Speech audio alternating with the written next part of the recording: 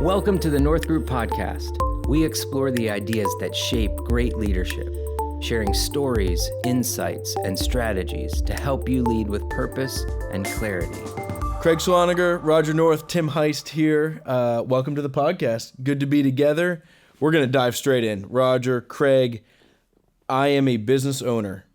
Had a great few years. Make mostly the right decisions. Profitable, successful, we're doing well, the team's doing well. Why would I want or need a leadership team? Yeah, that's a great question, Tim, and it's one that we often run into, or occasionally we run into. And I think about it in this way. You're going into business not just to be by yourself, but you're going into business with a group of people that you've decided to work with. And how fun it can be if you walk into these meetings with the right attitude that we are going to work at this thing together and we're going to have each other's backs and we'll probably get to a better place as a team than what we will just individually. And so that's what my response would be to a question like that of why do we need a leadership team? Depends some too on what you're ultimately hoping to accomplish. Some organizations are in existence for just a period of time, and maybe you're looking to build something and sell it quickly or something of that nature. Maybe it's a business in which you have a specialized expertise and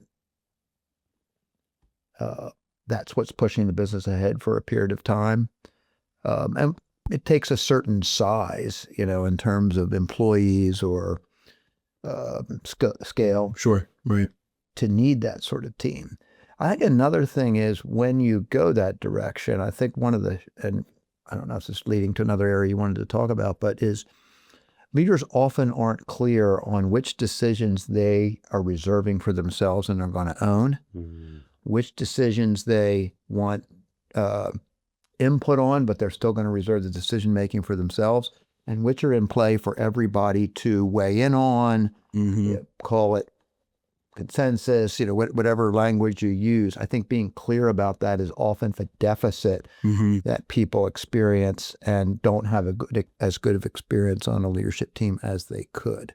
But I think ultimately it requires some degree of scale. Yeah. When we started the business almost 30 years ago, there weren't enough people here to have that. But when we got to a certain point and I got over myself, which I had to do that, Craig, that some decisions would be better with input and perspective from other folks who had different life experiences than what I had. You have to own that, or you're just going to be play acting or manipulating. Yeah. It is interesting, too, because I think you said there a little bit of, if I understand that every decision is not mine, or I can still maintain the decisions I believe I should maintain, I can actually open and welcome more people into it.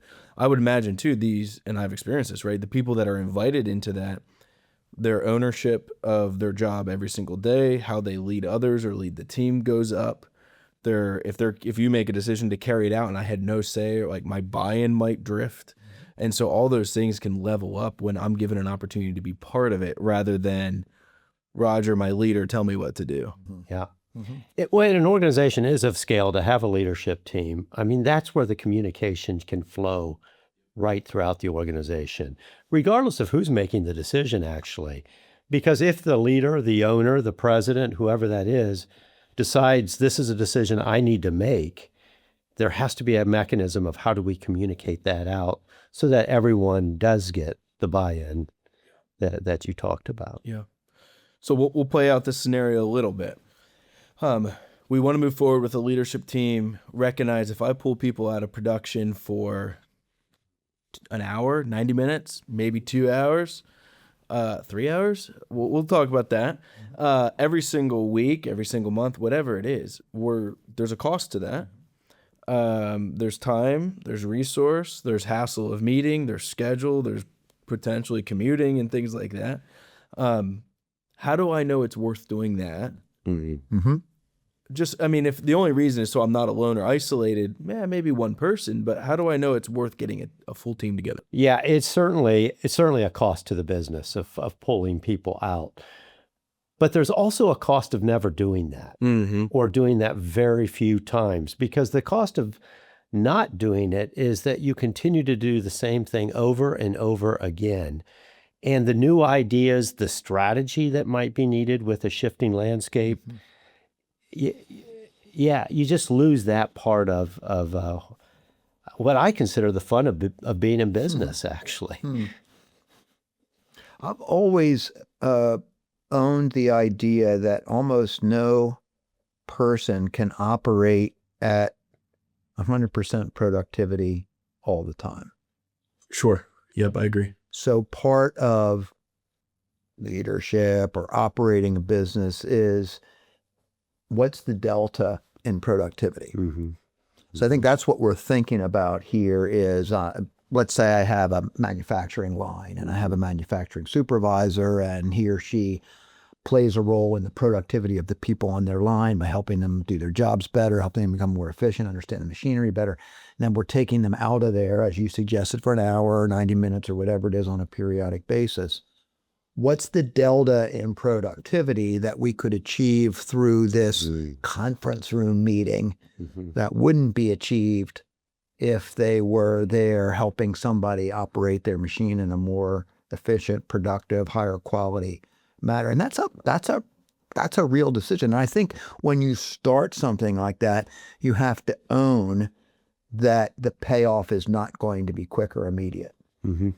That hasn't been my experience, that when you get a group of people together, they immediately coalesce, immediately drive productivity, and immediately overcome the delta of what they would be doing if they were back in their 38-hour-a-week job versus their 2-hour-a-week job as a member of your team. So there's some faith involved in that you can get there. But how do you get there? What do you do as a leader to get them there? That's a whole nother conversation. It does make me think too, and we'll head this way a little bit. It does make me think, if I'm leading this team, I better be really intentional with that time, not just in that we need to make this decision and that decision and get XYZ done, but I need to inspire my team. Yep. I need to model what I want them to be modeling to their teams. I need to communicate the way I would want them to communicate. Like we're not just saying get in a room, make a decision, and leave and go back to your work. But we really want to create something out of this team. Sometimes we use the word cohesion or collaboration, right? We want to create something out of this team that they're going to go and carry out within their individual departments or divisions or their teams as well. So you mentioned that word cohesion. We like that word. Yeah. You like that word? Sure. How much time would you spend on that? Like, hey, let's play some word games together. Let's play cornhole. Team building. Yeah, we never played cornhole together or do word games. You would But there win. is, You would win if they did. That's why you, as a leader, are not going to have a cornhole tournament. Probably not. But the idea, though, of it's really important for the leaders to like each other You think so? and to get to know each other. Like and each other? Yes. And to get to know each other. So you do need to take a little bit of time just to check in, whatever that is. Or even what I've started to do at different leadership team meetings is start the meeting with, hey, let's talk about one good thing that's happening in the organization right now. Yep, celebrate. Because so many times these meetings come together around problems. Right. And we forget all of the good things and we get so concentrated on the problems. Well, and the problems come quick. If we just go to a team and say, what's the challenge right now? We can make a list real quick. If we say, hey, let's pause and reflect, and it encourages one another as we do that as well. Roger, you use the term cohesion, like each other. We would use the term trust often at North Group as well. Craig, feet on the ground. You shared one example, but what does that look like over time? How do we continue? And we've all been on teams, right? You can sense and feel a difference when you're firing on all cylinders, or there's just I know where Craig is going. I know Craig's got my back. I believe the best. Like, how do we create that on these teams? Yeah, it's hard to know because each team is unique, but there's so many pressure points within a business, and oftentimes departments feel like they're almost competing against each other. So the marketing team might feel like they're competing against sales and with different ideas. So if you can get the leaders of both of those groups together, and they like each other and they understand each other's perspectives, they can pass that back through the organization.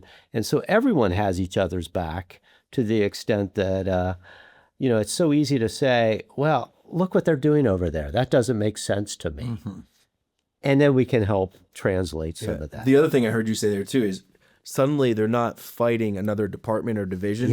From within. From within, which wastes time, resource, energy, all the things. And suddenly they're fighting for the whole.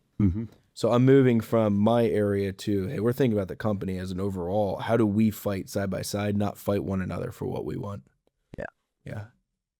Yeah. Who do you put on these teams? So I've been on leadership team or teams that are called leadership teams, but it is just the person in charge of the department. They, quote, lead each area, each department. I've been on leadership teams that would be the people with the most influence in the organization. I've seen leadership teams that it's you've been here the longest, therefore you're now promoted to the leadership team, but their position has not changed.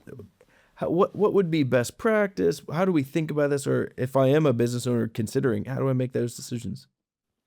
I think Craig inferred that, and if I'm off base, you challenge me here, that to some degree the behavior of the leaders flows downward, excuse the term of downward, but flows through the organization. So I would start with the idea that whoever is the highest ranking member in a particular area of responsibility is important to the organization. So think finance, think operations, think sales, think marketing, think human resources or people. I would start there. And they already have positional authority. If they don't have influence-based authority, we want to teach and help them how to acquire that, so that positional authority, which is often granted on competence, on technical competence. Right. You're the as best at what opposed you to a do. leadership competence. Can we build that in? And I think we would start with a belief that we have a chance to build that in, even if we're not starting with the person with the most influence. Because the positional thing is, I often hear people say, oh, I really don't care about the title. The large majority of people that say that are lying through their teeth. Because we are, our society is built that way. We're capitalists. We have the form of government we have. It's all, like it or not, we understand things that way. So if you can pair up positional authority with influence-based authority, then you've got a winner. So that's where I would start. Sometimes you'll add people in that are informal influencers in the organization, but you usually add them in for a particular purpose rather than for a longer-term purpose, because then it makes it hard to understand, well, why is that person in the room? They don't have any positional authority. I agree, Roger. I've almost always been part of leadership teams where they did have the positional authority, because that does give them influence. And if they don't have influence, but they have positional authority, that might be another problem you have in your organization. And at the same time, it's important that this group of people thinks beyond themselves, and they're not just stuck on, I am representing my department. Right. And they've got to be thinking about the entity as a whole. So, and that's something that develops over time, because so many people come to these teams thinking, I'm here to represent something that is a smaller version of the company as a whole. That's a really important understanding for people to gain once you start. And you were talking about, hey, why don't I just make these decisions myself? Why would I go to the trouble of building a team? And we talked about, well, your organization has to be a certain type of scale. Well, getting those folks in the room and helping them understand that we want their representational expertise, but we don't want them advocating continually a level down from what this team is asked to advocate for. This team is asked to advocate for broadly the success of the organization, but whatever the priorities of that organization are with respect to mission, values, business model, financial and operational sustainability, those sorts of things. And that's not an easy play. You come with financial expertise, and, a typical debate would be the marketing people want to, hire a firm and rebrand and spend this kind of money. And we have a difficult time understanding how that's going to translate to next month's income statement. And it probably isn't next month. Yeah. And we just look at it from a pure marketing standpoint or a pure financial standpoint. We're going to have a standoff. So that financial person has to come out of their primary area of expertise and move up a level. And that becomes the job of the leader or a leader to help people understand that and to require that and to challenge people on that. Yeah, you brought something up there. Come to a place where there's an impasse, a disagreement. Yeah. We'll talk about what do we do in that. Before we talk there, I'd be curious, do you set ground rules at all? So first time, maybe we'll say this is one of the first leadership team meetings. I'm green to the leadership team table, coming in ready to serve, eager to learn. What are some of the ground rules or things that you would go to? Yeah. I don't know if I've ever started with just here are the ground rules for our meeting, but I think I've seen others, and I think I try to model. You set patterns of how you do things, which become then informal the ground rules. So I think I've operated more out of patterns than setting absolute ground rules. But ground rules could be helpful in the right way, being put together in the right way. Whatever you call them, whether you use that term or whatever term you use, I think they're particularly helpful when a new person is being brought into an established situation. And that's why, here at North Group and with many of our clients, we work so hard at orientation or onboarding. Is because we want to help people learn as quickly as possible what's in bounds and what's out of bounds, and what will help accelerate your learning and what won't help accelerate your learning, and what will help you be more cohesive with your teammates and what won't. And are there unwritten rules and written rules?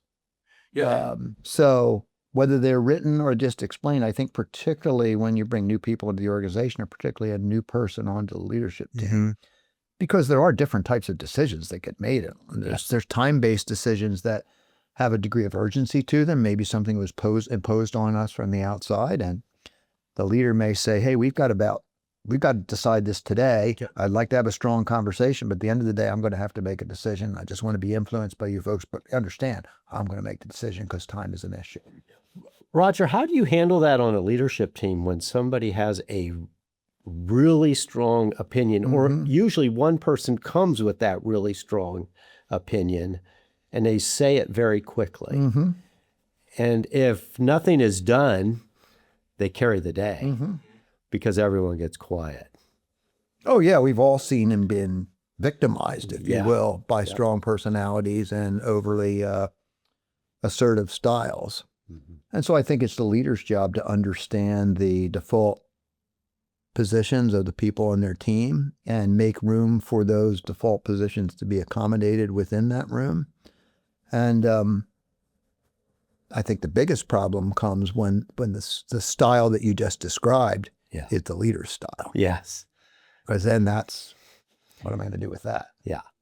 And if particularly, and it may need to another question you want to ask possibly, but if the leader is of that style, that is going to be challenging to get this team to the point that we are working our way toward in this because no one's going to challenge the leader. Well, he's got both positional authority, he's got the chair, he's sitting at the head of the table, and he's aggressive or assertive or aggressive by nature, or decisive,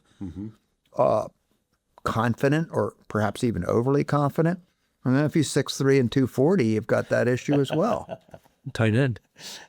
Linebacker. It was interesting, Craig. You talked about patterns or ground rules, and we're talking about the leader, and is the leader wiring what we want to see? The ground rules will not matter if whoever is leading that meeting is not practicing what they want to see. So one of the things I often will say to the leadership teams I get to meet with and lead would be, no meetings after the meeting. Well, that's what our goal is, right? If it needs said, say it in the room. Don't wait till after and say it privately, and then we start tunneling and all the things. Well, if the leader of that meeting, exits the meeting, they go downstairs and they call somebody in their office and they talk for 45 minutes, everyone knows. Everyone's going to see that. And now suddenly it doesn't matter what the ground rule was because the game has changed because this is okay now. Another one connected to that sometimes we would use as a ground rule is what is said in the room stays in the room. Or maybe that's a fancy way to say, hey, this is a confidential space. We need to be able to talk about things. But then we go back and start confiding in a team member that didn't know about those things and how terrible or good or whatever something is. So what are some of the pieces that you would encourage a business owner, a business leader, someone leading these meetings of making sure that there is alignment there and even that they're practicing what they want to see? I think I would encourage the leader to think about, you've invited these people around this table. You've got to make sure you're hearing every voice that's around the table. And then whatever ground rules are set, don't break them. I mean, once the leader breaks them, it just... Right, you got to hold yourself. It falls apart at that point. So you listed two great examples that happen a lot, is the meeting after the meeting and things that are supposed to stay in the room leak outside of the room. Yep. And all that does is just tear down the trust of everybody. And it makes people then quieter. Yep. They don't want to share what's on their mind. Actually, meetings after the meetings are pretty natural. Mm-hmm. Tell me more. In a way that they should be happening? I wasn't going all the way there. Okay. But if I would look around a group of 4 or 5 people, I probably do have a natural affinity for one or more of those people more so than I do for another. Common interests, maybe we knew each other before we ever got into the business. Maybe I influenced the business to hire you because I thought you would be a great addition to the team. Maybe we're related to each other. Maybe our wives are friends, whatever those things are.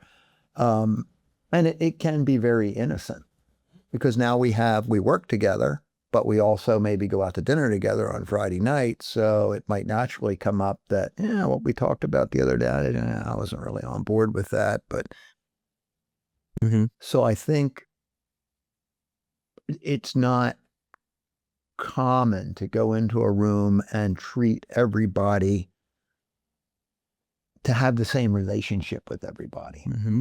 So that's a cohesion piece, is how do we create in that room something more important than what I just said. So if there's 3 of us and let's add 2 more people in, let's say whatever, Daryl and Jerry were here. And this would be true of Craig and me. Craig and I had a shared personal history before we were in business together.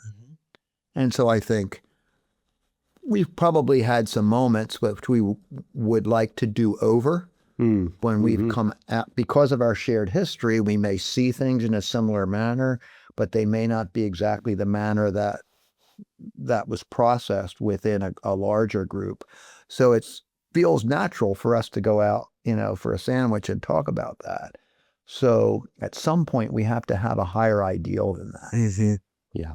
And I think it's the job of the leader to establish what that higher ideal is. Then hopefully the leader exemplifies that ideal. Yeah. Yep. And eventually exports that ideal to the rest of the team so that you don't want the leader to have to police the ideal or the ground rule, since we were using that term. Sure. But so everybody protects it. Right. Right. So that's when you're really getting somewhere. If we're in a meeting and we end up talking afterwards, you would say to me, hey, I want to encourage you to bring that up the next time we're together. Yes. It's not just And not we're going take to it any combine further right there. and not take it which any is hard to further. do. Yep. Because I got an opinion too. Right. I may have felt the way you did, and it feels good to have you and me on the same team, but Right. the rest of the folks aren't on the same team. That's not cool. So you're leading a leadership team meeting, big decision to make. We come to an impasse. We have 2 people or half the room disagrees with the other half the room or the other person. What is going through your mind as a leader or facilitator? How do you address that? Well, the first thing that comes to my mind is how how time impacts on that decision. If there's an urgency to it, if there's some problem that we're solving that impacts significantly on the business and will continue to do so if we don't change course, then we take one approach to how we get past that impasse versus something that may be strategic plan oriented that we're not going to implement until the third quarter, but we're still in Q1. We have a little time to work that out, and maybe the two people that see it differently can come to an agreement, to a common ground that can then advance the decision-making process. So I think time and external factors that are impacting on the success of your business, however you're measuring that, is probably the first thing I think about. Yeah, I would agree with that, and I would say one thing that we often did when we were together at North Group here is, if there is a significant decision that needs to be made, we take 24 hours and sit on it, and that allowed for voices that disagreed with each other to come out, and then it's amazing when you let a little time sit on it. Things seem to kind of figure themselves out, and people's even strong stance seem to shift a little bit. That's good. And you get to a different truth than what you think in the moment. Sure. Where it feels really divisive, where it feels like we don't know which way to go. You wait till the next day or next couple of days, and it becomes clear which is the direction. It would take some discipline as the leader, right? Because I'm sitting there going, I want to make a decision. I want to be done. I want to be done. I want to move on. There's other things to think about and do. So it would take some discipline to do that. Yeah. And trust in your team. Can I introduce something here? We'll Yeah, do a different podcast on this sometime if they allow us. But it's actually really rare, I believe, that you can't wait a day to sleep on. That's right. And we, you mentioned you and Daryl and Jerry and Brian and I, we used that a lot. We would get to a point, it would seem like we're in agreement, and we probably were, but send the decision or the spreadsheet out to everybody at the end of the day.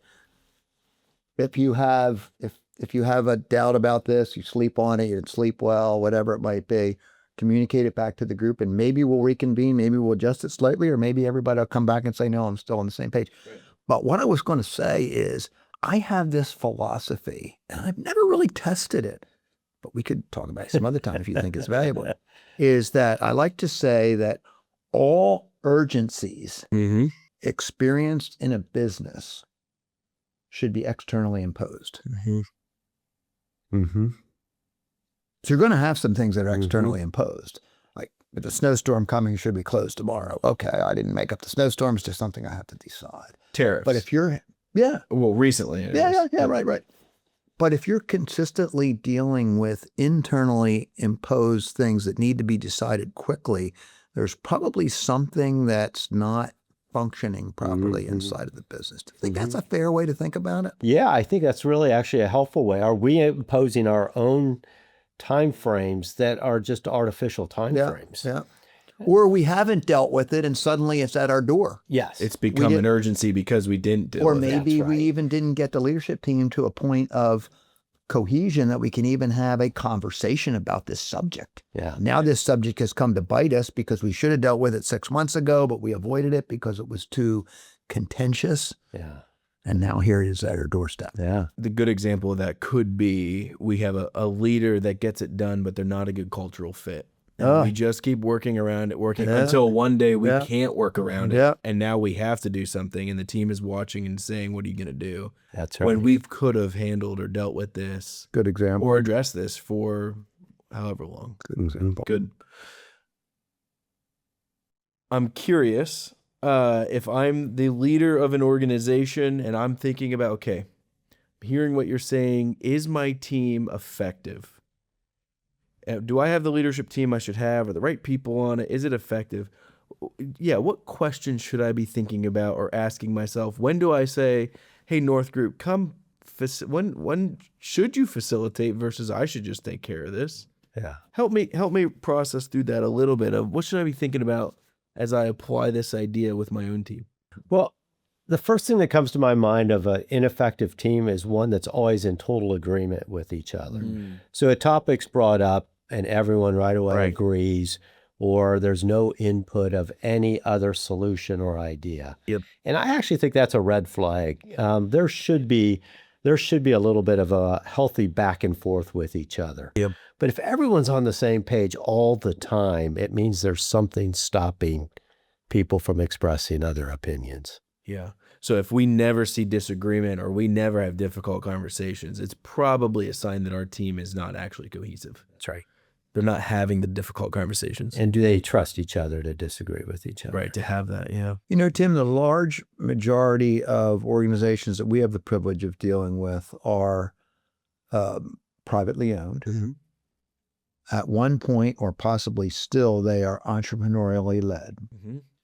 And because somebody has a great idea, has a technological innovation, is bold and a risk taker, doesn't necessarily mean that they're going to naturally be good at building and leading a team. In fact, some of the characteristics that make first generation founders, leaders, presidents, CEOs, owners, able to take that risk, go into business, put their mortgage on the line, whatever the case may be, work against them at being good at the types of things we're talking about. And so I think under those circumstances is where you want to humble yourself and think, hey, yes, I was the person that had this idea, and this idea has bloomed and it has provided employment for 40 people or 140 people. Right. But I really struggle to get in a room and respect what these other people are saying. I just want to get the you-know-what out of here, get this decision made, get back on the line, get another idea, go to the banker, tell him why he should support me, and let's expand this thing. Yep. So it doesn't necessarily mean I'm good at that. And it may not even be the greatest investment ever for me to be on that learning curve when I could be over on the innovation side, the risk-taking, whatever those things are. So that's where you're looking for another set of skills to get you where you need to be as your organization grows and needs scale and needs a leadership team and needs to build cohesion. But that takes a lot of humility. And Roger, haven't you seen that it's almost a relief to the leader that somebody else is now taking on the responsibility or the burden of putting an agenda together and leading the meeting, and they can then step back and participate. Yep. As a leader, you can participate and be fully engaged, and you're not thinking about how much time are we talking about this, or who's the decision maker, or how do I handle this, or you see the way that person looked at that person. Like, someone else is thinking about it. You can be fully present with the items at hand. That's good. Yeah. As we close, what would be the most important thing I can do as a business owner for my leadership team? Set an example of placing the interest of others above my own. Yep. Mm-hmm. And do that on a consistent basis. I think coming into the meeting with enthusiasm and positivity and starting at that place really sets the tone for the group. Yeah. Good. Well, if you're a listener, thank you. Thank you for joining us. A few things we heard today. One, there is a cost to having a leadership team, and there is a cost if we don't. And so what cost do you want to pay, and how do you want to invest in your organization and your people and your teams? 2, leaders work together. They can fight for the organization as a whole, not fight for my department, my division, or my team. And we can do that as we come together. Leadership team, number 3, leadership team can create cohesion and ownership that can grow out of meetings. We often think of meetings as being a place where those things don't happen. We need to do something different. And we're saying, let's get the people together to continue to work on the ownership, the mentality of ownership and cohesion. And then the most important things we can be thinking about is set the interest of others above my own, serve others well, and come with enthusiasm and positivity to lead our teams. Thank you, Tim. So Thank you. exciting times ahead as we continue to lead our teams and encourage others that are leading teams as well.